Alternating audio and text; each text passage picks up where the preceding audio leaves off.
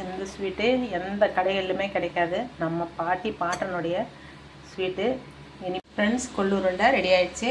கொள்ளு உருண்டைனா கொள்ளு உருண்டை மட்டும்தான். இனிப்பு உருண்டைனா அது இனிப்பு மட்டும்தான், கொஞ்சம் உப்பு தான் சேர்க்குறோம். மற்ற பொருள் எதுவுமே சேர்க்கக்கூடாது. ஏன்னு தெரியல, கொள்ளு உருண்டைன்னு சொல்லிட்டு அதில் எள், நெய், தேங்காய் இதெல்லாம் பச்சைப்பருப்பு என்னென்னவோ போடுறாங்க. தயவு செஞ்சு கொள்ளு உருண்டைனா கொள்ளு உருண்டையாகவே சாப்பிடுங்க. அதை வறுத்து வேக வச்சு அந்த தண்ணி கொஞ்சமாக வடிகட்டிட்டு கொஞ்சம் உப்பு போட்டு இந்த மாதிரி ஒன்று பயமாயிடுச்சு அதிலே வெள்ளத்தை சேர்த்து சுட்டுட இந்த மாதிரி உருட்டிட வேண்டியதான். உடனே ஆகிடும்.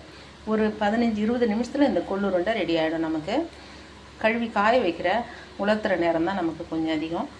இங்கே பாருங்கள், இதுக்குள்ளே நமக்கு ஒரு கட்டி வெல்லம் இருக்கும். அப்போ பாட்டி நம்ம கையில் தரும்போது சில நேரம் அந்த கட்டி வெல்லம் உடையாமல் இருந்துச்சுன்னா நாங்கள் தான் லக்கி பர்சன். அப்படி விரும்பி சாப்பிடுவோம். எனக்கும் கிடச்சிச்சு ஃப்ரெண்ட்ஸ். பார்த்தீங்களா, கட்டி வெல்லம் எனக்கு ஒன்று கிடச்சிச்சு. அப்படி அந்த அந்த இனிப்புக்கு நமக்கு அப்படியே எனக்கு ஒரு கட்டி வெல்லம் கிடச்சிச்சு அப்படி சொல்லுவோம். எல்லாருக்கும் கொடுப்பாங்க. பக்கத்து வீட்டு குழந்தைங்க, ஏற்று வீட்டு குழந்தைங்க எல்லாம் ஒன்றா விளையாடிட்டு இருக்கிற பிள்ளைங்களுக்கு இந்த இனிப்பு உருண்டையை செஞ்சு பாட்டி பொண்ணு வந்து எல்லா குழந்தை கையிலையும் ஒன்று ஒன்று கொடுத்துட்டு போவாங்க. இந்த ஸ்வீட்டை வாங்கி அப்படி நாங்கள் சாப்பிட்டுக்கிட்டு அப்படி கடிச்சிக்கிட்டே விளையாடுவோம். தேவாமிர்தம் மாதிரி இருக்கும் ஃப்ரெண்ட்ஸ். இனிப்பு உருண்டை செஞ்சுருக்கேன். வாங்க ஃப்ரெண்ட்ஸ், நம்ம எப்படி செய்கிறேன்னுட்டு உங்களோட செஞ்சுக்கிட்டே நான் வீடியோ ஷேர் பண்ணுறேன்.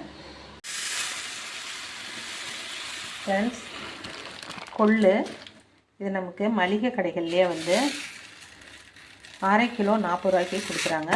கிடைக்கிது இங்கே பாண்டிச்சேரியில். நல்லா சுத்தமாகவே இருக்குது.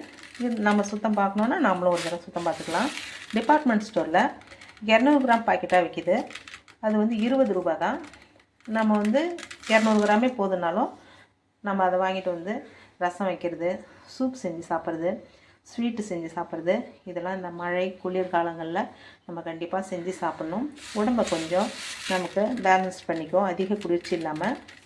இது வெய்ய நாளில் ரொம்ப ஹீட்டான நாட்களில் சாப்பிடக்கூடாது. அதிக உஷ்ணமான உடம்பு உள்ளவங்களும் இதை சாப்பிடக்கூடாது. இதை வந்து குளிர்காலங்களில் மழைக்காலங்களில் கண்டிப்பாக எல்லோரும் சாப்பிட்ற மாதிரி தான் இருக்கும். அந்த அளவுக்கு இது வந்து ஒரு நல்ல பொருள், நல்ல ஒரு தானியம், நம்மளுடைய பாரம்பரிய பொருள்.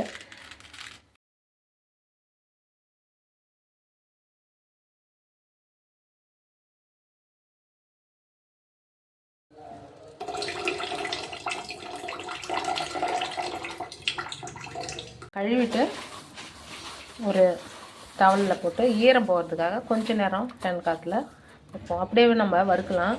ஆனால் ரொம்ப நேரம் நமக்கு கேஸ் செலவாகும். அதனால் கொஞ்சம் நேரம் காயட்டும். இந்த மாதிரி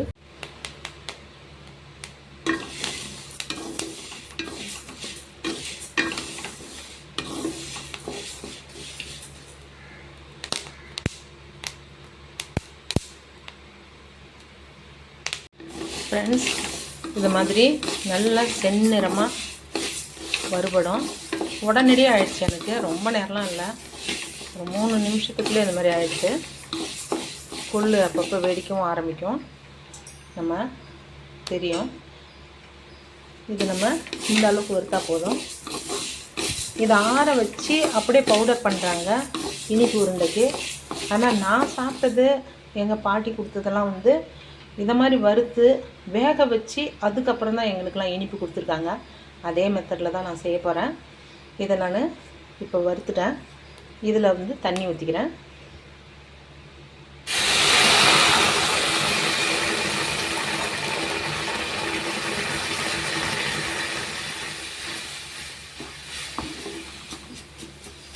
அவங்க எங்களுக்கு நேரடியாக கொள்ளு அப்படியே நுணுக்கி தரமாட்டாங்க, வேக வச்சு அதுதான் எங்களுக்கு இனிப்பு உருண்டை செஞ்சு தந்தாங்க. அந்த மெத்தட்லேயே தான் நானும் செய்ய போகிறேன். இப்போ இந்த வறுத்ததை நம்ம கொஞ்ச நேரம் வேக வைக்கலாம். மூடி போட்டு வேக வைக்கலாம். முழுகிற அளவு தண்ணி வச்சுருக்கேன். மூடி போட்டு வேக வைக்கலாம்.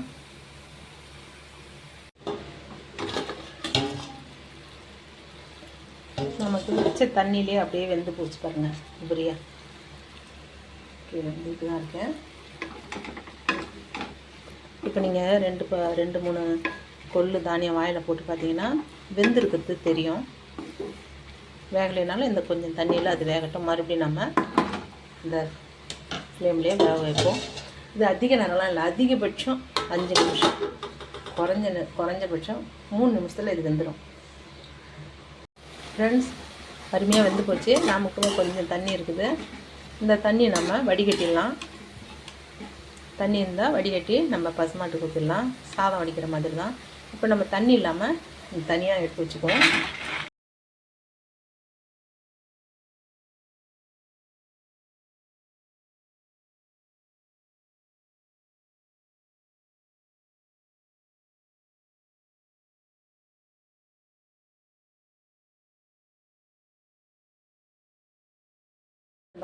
மிக்சியில் எடுத்து நம்ம பல்ஸ் மோடில் போட்டு எடுத்துக்கலாம். ரொம்ப மையெல்லாம் அரைக்கக்கூடாது, ஒன்றும் அதிகமாக பல்ஸ் மோடில் தான் அரைக்கணும்.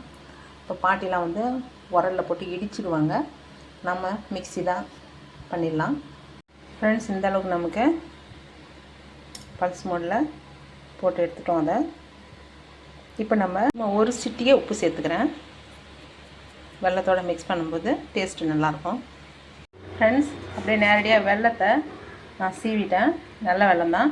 நீங்கள் நாட்டு சர்க்கரை, பனை வெல்லம், ஆனால் வெல்லம் தான் இதுக்கு நல்லாயிருக்கும். இந்த மாதிரி ஐட்டம் சர்க்கரை கூடவே வேண்டவே வேண்டாம். இதில் நமக்கு தேவையானது தான் இனிப்பு அளவு. இதில் நான் இதை மிக்ஸ் பண்ணிக்கிறேன். வெல்லத்தை போட்டுட்டு நமக்கு மறுபடியும் வேணும்னாலும் கொஞ்சம் வெல்லம் சீவி போட்டுக்கலாம். நல்லா கலந்து மிக்ஸ் பண்ணிக்கணும்.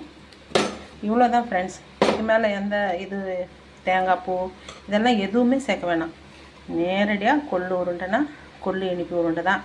அதில் எதுவும் சேர்த்து தரமாட்டாங்க. இது ஒன்றே நமக்கு அவ்வளவு சத்தானது. இதில் ஏகப்பட்ட பொருளெல்லாம் சேர்க்குறாங்க, அதெல்லாம் ரொம்ப அவசியம் இல்லை. நேரடியாக கொள்ளு உருண்டை இனிப்பாக கொடுத்துட வேண்டியது தான்.